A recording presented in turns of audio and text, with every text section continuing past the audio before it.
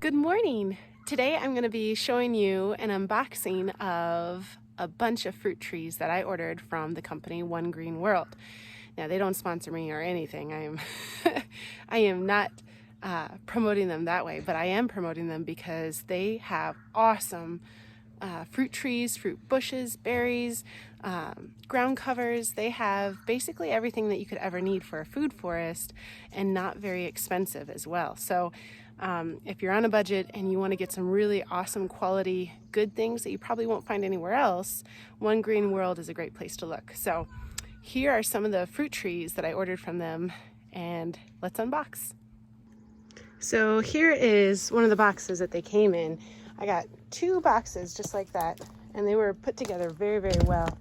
And I've got some of the trees already taken out, but I wanted to show you exactly what they look like when they come out of the box. So this is how they come in the box. There's 3 in a group, and they come wrapped up around their roots. And I got bare root trees, all of them. So this is how they came.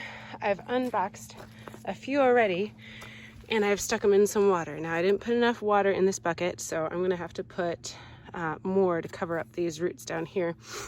And then I've started putting some trees in here. I'm gonna put the rest from this group in there. Now, I did start opening this up, and you can see, I mean, they have it really wrapped up well. But inside, let me see if I can grab some. Inside is this soil that is very moist. You can see how wet my fingers are. So the trees stay very healthy in the box as they're being shipped to you, which is handy. You don't want sick trees coming to you. And they've got some soil around them, very moist, and that keeps them alive and well on the way to you. Now, when they come, they also come without any buds, so they come dormant. Now, I've had to keep these in the bags for a couple of days, and outside the weather's been warm, and with the moist packaging that they're in, you can see that it's starting to get some green buds coming out on it. Now, these have only been at my house for about a week, waiting to be able to be put into the ground. I haven't put them in right away because my father-in-law needed to cut down some trees that could have potentially fallen on these if they had been planted where I want them before he cut down the trees he wanted to cut down. So to protect them, I kept them separated, not buried yet, and because of how moist the soil was inside, they stayed fine and healthy, and even growing a little bit. Here's a better view of what the roots look like inside the bag. I just peeled the bag down, but you can see there's plenty of dirt around these roots, and so they're happy and healthy. A little bit stressed. They want to be in the ground. They don't like being tied up like this, but in a pinch, this is good, and I'm not going to be able to find these varieties anywhere near me. And so ordering online from trustworthy resources like One Green World or Stark Brothers or something like that is definitely the way to go. Okay, so say that you got some fruit trees. You definitely want to put them in water and soak them for about 3 hours before putting them into the ground. And this is just gonna give them a really extra hydrated boost and ease the tension and shock of being transplanted into a new space. So I follow the Charles Dowding method of no dig, even with fruit trees. And let me show you how I do that later on once we get these ready to go.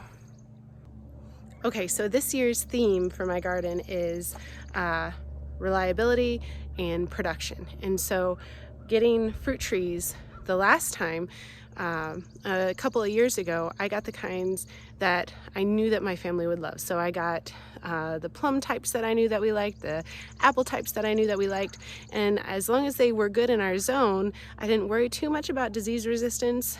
If there was a choice between 2 that we really liked and one was disease resistant, I would get that. But this year, I specifically went for things that are going to be apple cedar rust resistant, blight resistant, codling moths didn't go for as much, pests and disease resistant as much as possible. Some of them are completely immune to a couple of the common things that we have in this area that attack fruit trees, and some of them are just very, very strongly able to fight against them. So all of these are, well, they taste good. Like third on the list is that they should taste good. And so I want to make sure that I have nutrients for my family first and available. So if there's like a late frost, or there is a blight or scab or something like that going on in my fruit trees, I'm not going to get a harvest. And I still need to give my family food and vitamins. So if we don't like the taste as well as maybe like a Honeycrisp apple, that's okay, because we still have apples to eat, if that makes sense. So these are very disease resistant and perfect for our climate. And I did a lot of research, and so I'm very excited about these. And I definitely went outside the box on some of the other ones that I ordered. I did order a few that are just kind of fun, and hopefully I ordered enough varieties that if something does happen and we get a blight or something like that, one or two of them will still produce. So most of these are going to be super resistant to any kind of disease or pest that we have, and then a few of them are just for fun. Okay, so starting from the left, I have here a Nectaplum, a Spice Z Nectaplum. These are all from One Green World. That is one of my fun ones that I ordered. The Aprium. Any of these combination fruits are definitely going to be the fun ones. So an Aprium, apricot, plum. Let's see. So Summer Delight, that's what we're going for there.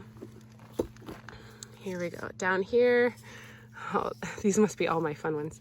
Plum Cherry, we got a Flavor Punch. Very excited about that. Oh, and so I'm very, very excited about my semi-dwarf crabapple.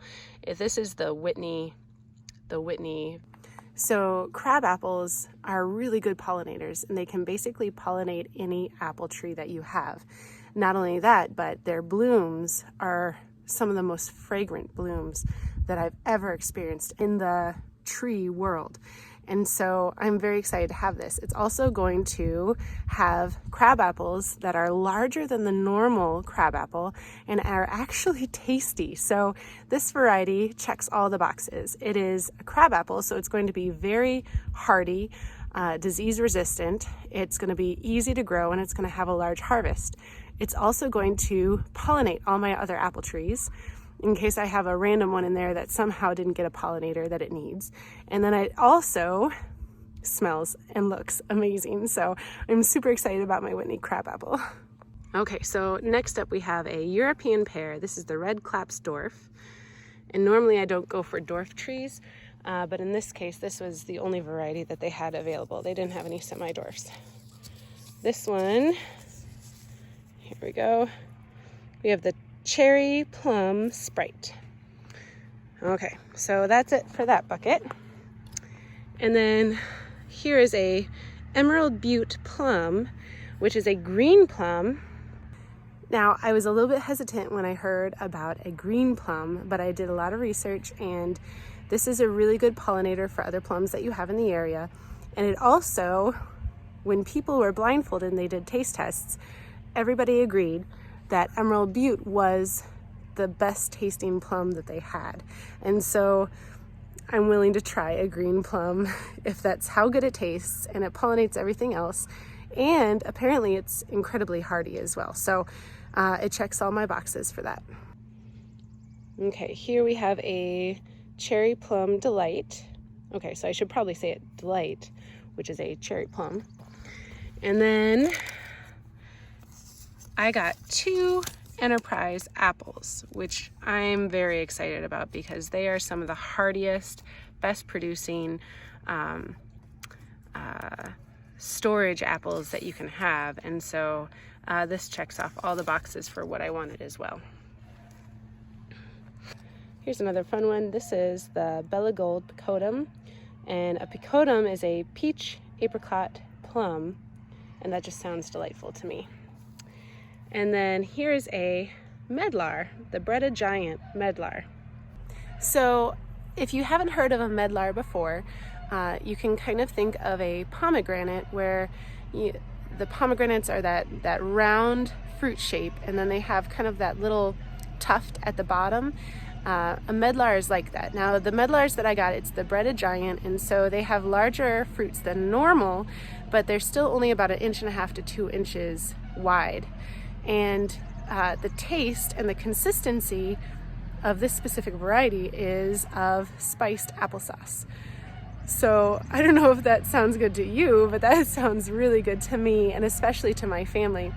Now, not only that, but it checks off all my boxes for having really good dependability. So medlars don't have any known diseases or pests that they are susceptible to in this area.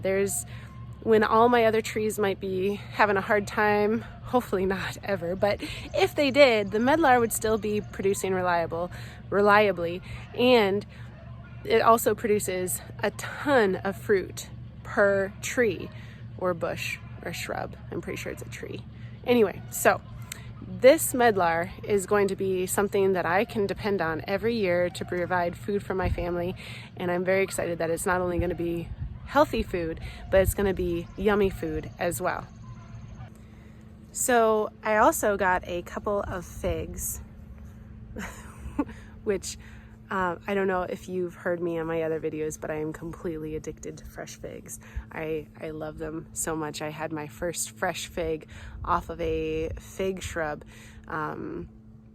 last summer, and ever since then Jeremy's like, oh, so I see you got another fig tree, and I just can't help myself. So the nice thing about where we live is we're able to grow figs, but we are not able to grow figs as well as somebody who would be like in a zone 7 or above. And so finding figs for a zone 6 is a little bit difficult, but it's still possible.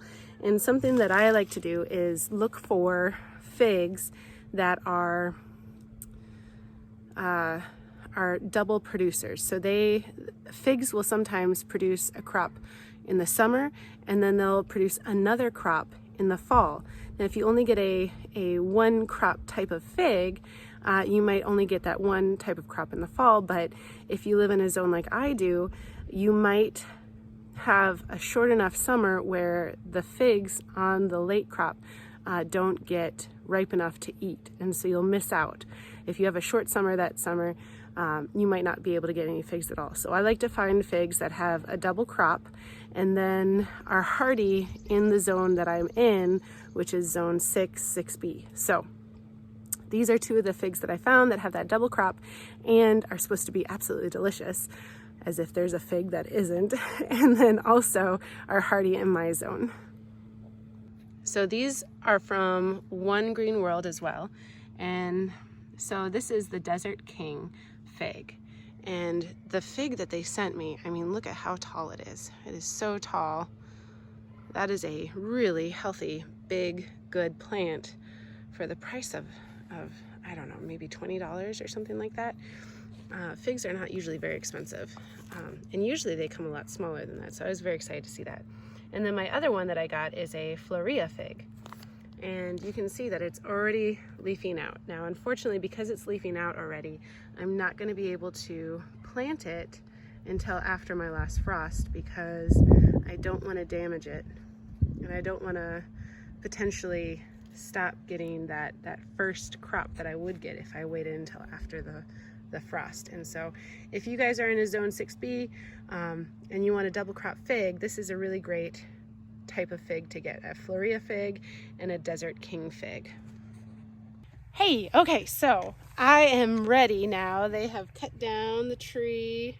It's huge and ginormous, and I'm kind of glad that it's gone. So the tree of heaven is a invasive species that exudes a toxin into the ground around it that kills all the other, I guess, plants that would be competing with it. And so it spreads by its roots and it spreads by seed. and it is very difficult to get rid of. And so my mother-in-law is on a mission to get rid of these invasive species, and she's doing a really great job of that. And I'm going to go in there and I'm going to help her out this summer and this spring for sure. If we have leftover stuff, which I'm sure on 100 acres we're going to have leftover, we're not going to be able to get to them all in the spring and summer. We'll be doing that into the fall as well. And then for every tree that we kill, we want to plant a native tree. And so we're going to be doing sugar maples and oak and regular maples, other things there. Anyway, and then also we're planting this orchard. So that's like 20 trees right there. So I told you I was going to show you about the Charles Dowding method as far as no dig for fruit trees.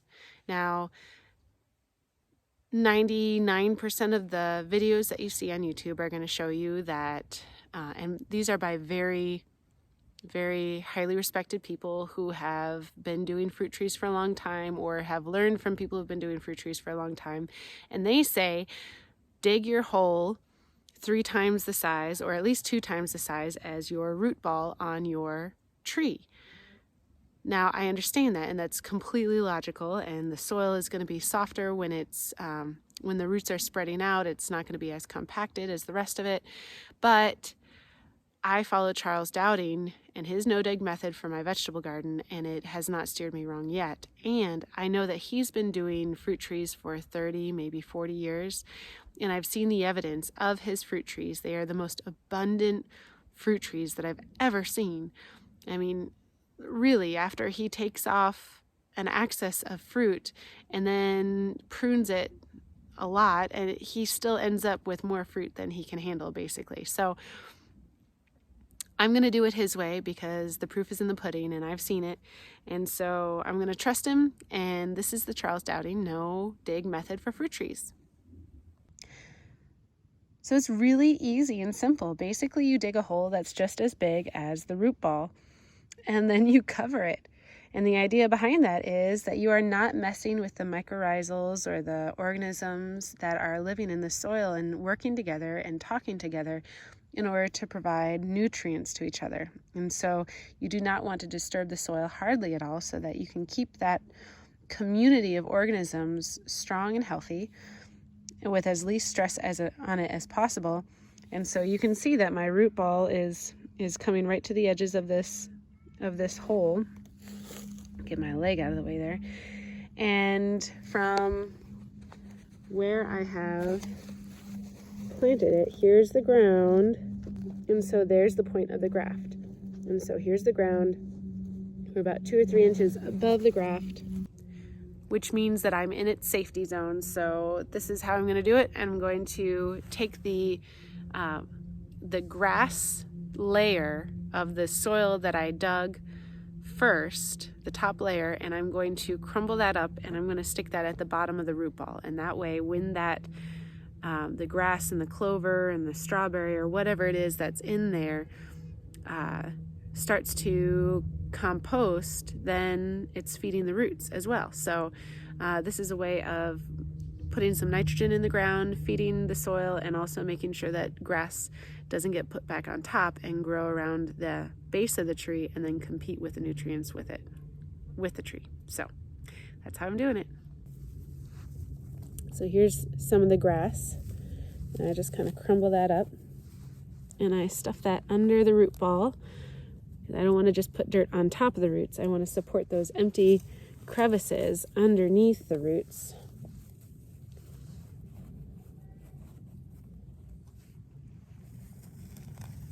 And I take all the grass first.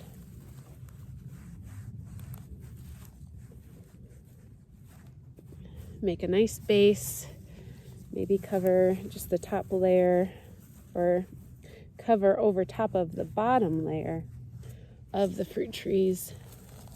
Look, there's some good chickweed. I mean, seriously, the lawn is filled with so many great nutrients and medicines. I put the grass upside down around the roots there so that it can decompose and start feeding those roots. And I'm going to try to keep this tree as straight as possible as I'm putting soil around it, so I don't have to move it too much later against the soil. Okay, so I've got the fruit tree in. Let me show you what I do now. So I've got a lot of dirt right here, and I scraped it all over the tree, and now I'm going to step on it. I'm going to really pack it in. And you can see it's really going quite a lot down. This is great. You want to really push down on that soil. And I've already made sure that this is straight compared to the hill that we're on. It may not look straight in the video because we're on a steep incline or decline, depending on the way that you're looking at it. Okay, so I stepped firmly, putting all my weight on it basically, all the way around this tree, and I can scrape some more of the dirt in.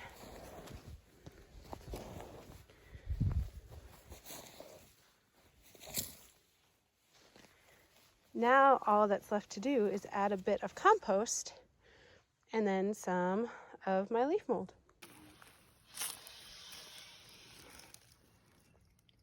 What are you up to, Sawyer?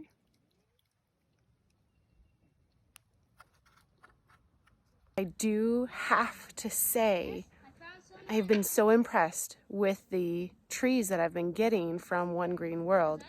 Let me show you what I mean. So this is my Sprite cherry plum, and look at the size of this root, not the root, the stalk, the stem, the trunk. I can't talk. The trunk is I mean, I haven't even gotten this buried in, and I was thinking about not saying anything, but for goodness sakes, I gotta say something. So I wish I could have shown you the roots, but I mean, that's to my second knuckle. I mean, that's really good stuff. And I mean, this is a dense tree, and I know it's alive because look, it's already got some greenery on it. It's just, I am so impressed. And if this is the tree that they send me, when I'm spending the same amount of money on this that I would a tree from another company, a 1 or 2 year old tree. I mean, this is a 1 or 2 year old tree cost, but it does not look like a 1 or 2 year tree size. And so I am incredibly impressed, and it's been consistent with all of them. I think there was only one that was different, and it was a dwarf, and so of course it's going to be a lot smaller. But I mean, these have been sturdy and stocky, and I am so impressed with the quality of the trees and the root balls and the systems that they've got going on. I just think it's the greatest. So if you get a chance, check out One Green World. Okay, so here at the base of the fruit tree, I've dumped some leaf mold with my pitchfork, and I'm just going to kind of flatten it out around the base. Now, something that I really want to be careful of is that I don't cover that point where they grafted. And so I've got to make sure that my leaf mold goes up to that point, but not around. So here's my graft.